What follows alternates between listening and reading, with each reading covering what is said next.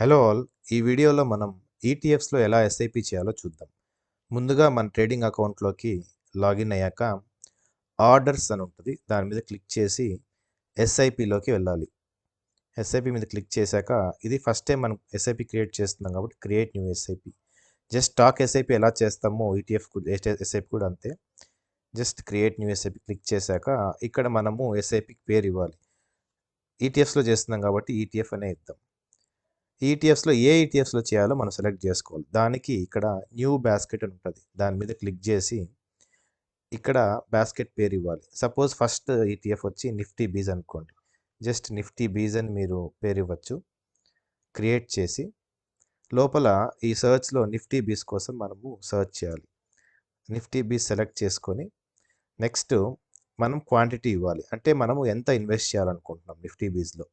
సే 10,000 rupees invest చేయాలనుకుంటాం every month. So ప్రస్తుతం price వచ్చి 180 రూపీస్ అరౌండ్ ఉంది. సో 10,000కి మనకి అరౌండ్ 55 షేర్స్ వస్తుంది. సో క్వాంటిటీలో 55 ఇచ్చేసి లాంగ్ టర్మ్ అని సెలెక్ట్ చేసుకొని మార్కెట్ అని సెలెక్ట్ చేసుకోవాలి. మార్కెట్ అంటే ఆ పర్టిక్యులర్ డేట్న ఎంత ప్రైస్లో ట్రేడ్ అవుతుంటే ఆ ప్రైస్కి కొనేస్తుంది. తర్వాత ఇక్కడ యాడ్ చేసుకోవాలి. యాడ్ చేసుకున్నాక మనకు నిఫ్టీబీస్ యాడ్ అయిపోయింది. అలానే ఈటీఎఫ్ ఎస్ఐపిలో ఇంకొక ఈటీఎఫ్ కూడా యాడ్ చేయాలనుకుంటున్నాం.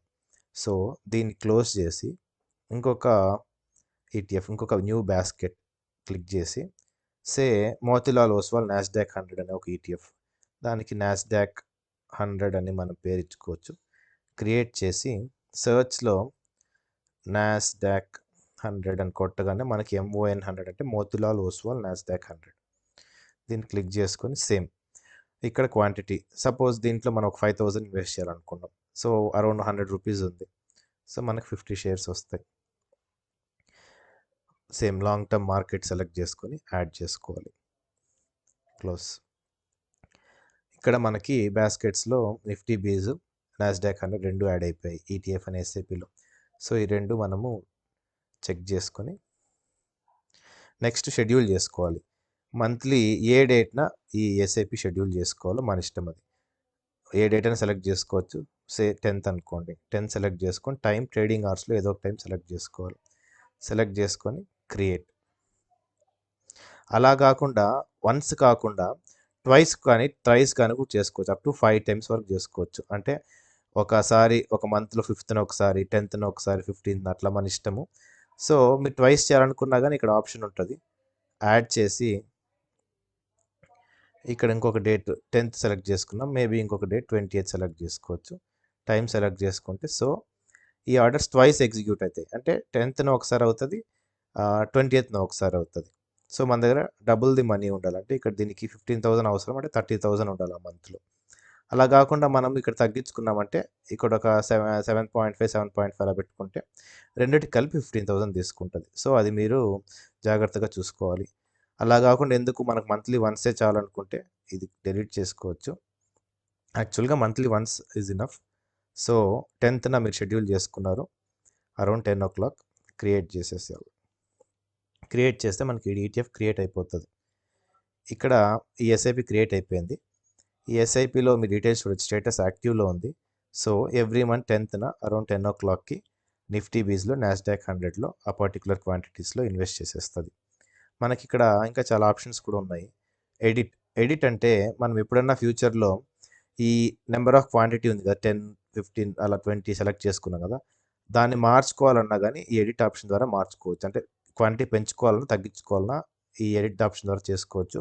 అలానే మంత్ షెడ్యూల్ చేసాం, డేట్ షెడ్యూల్ చేసాం 10th అని, ఆ డేట్స్ కానీ మార్చుకోవాలన్నా మనం ఎడిట్ ఆప్షన్ యూస్ చేసుకోవచ్చు. పాజ్ అంటే ఎప్పుడైనా ఈటీఎఫ్ పాస్ చేయాలంటే, సపోజ్ ఎప్పుడైనా డబ్బులు సరిగ్గా తక్కువ పడి ఆ మంత్ పాస్ చేయాలంటే పాస్ చేసుకోవచ్చు. యూజువల్గా ఈటీఎఫ్ ఎస్ఐపిస్ పాస్ చేయడం నాట్ రికమెండబుల్. అవసరమైనప్పుడు చేసుకోవచ్చు. లేదు కంప్లీట్గా ఎస్ఐపి డెలీట్ చేసేయాలనుకుంటే ఈ డెలీట్ ఆప్షన్ ద్వారా డెలీట్ చేసుకోవచ్చు. అలానే మీరు ఆప్షన్స్లో కనుక వెళ్తే ఇక్కడ బ్యాంక్ మ్యాండేట్ అని ఉంది. అంటే మనకి ఎస్ఐపి చేయాలంటే ఎవ్రీ మంత్ ట్రేడింగ్ అకౌంట్లో ఫండ్స్ ఉండాలి. సో మాన్యువల్గా ఎవ్రీ మంత్ మనం యాడ్ చేసుకోవడం కొద్ది కంపల్సరీ ప్రాసెస్.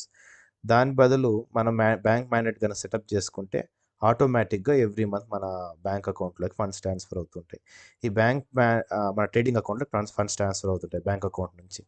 ఇది ఎలా సెటప్ చేసుకోవాలనేది ఆల్రెడీ నేను స్టాక్ ఎస్ఐపి అని ఒక వీడియో చేశాను, అందులో చెప్పాను. సో మీరు ఆ వీడియో చూస్తే మీకు క్లియర్గా అర్థమవుతుంది. సో ఇది ప్రాసెస్ మనకి.